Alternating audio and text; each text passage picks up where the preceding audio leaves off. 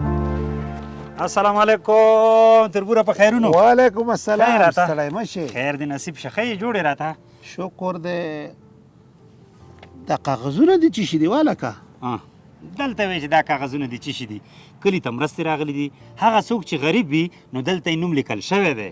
نو زه خو هم غریب یم که نه دا ما نوم پکې نشته. نومونه خو دې ټولو شته خو مرسته هغه چاته ورکول کېږي چې دلته ګوته ولګوي. نو ګوته ولې لګوئ؟ مرستې خو مخکې هم کېدې که خو ګوته مو ته نه لګوله. ګوره تربوره دا ځل چې دی که نه ډېرې غټې مرستې کېږي نو ځکه مې درته وویلې چې ګوته دې ولګوله بیا به زرنج ځان سره راولې. زرنج نه بغیر چې دی دا مرستې نشي وړلی. او دا څه وایم چې داسې خو راوړه ګوته په چی ولګوم. ودرېږه ګوته به دلته ولګوې. ته راکه ده ګوته دې راکه ده. آفرین ولګوه دې ځای کې دې ځای کې دې ځای کې ولګوه دې ځای.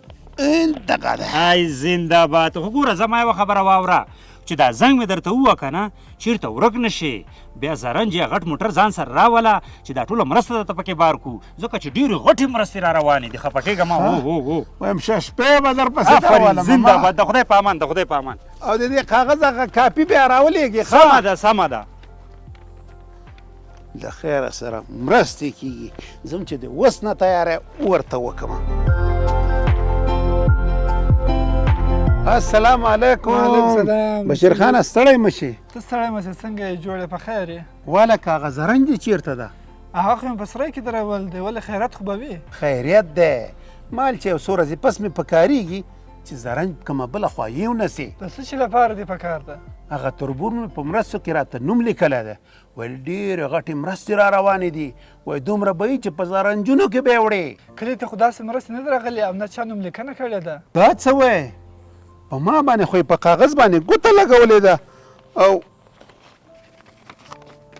ته وایې چې مرستې نه دي راغلي. دا وګوره. ته راوړه. دا خې درنه په جایداد ګوته لګولې ده. څه شی؟ لکه چې غرق شوم تباه شوم. هی دوکه یې را سره کړې. کاش یو ټکی سبق مې ویلی وی نن به له ځمکې نه خلاصېدم.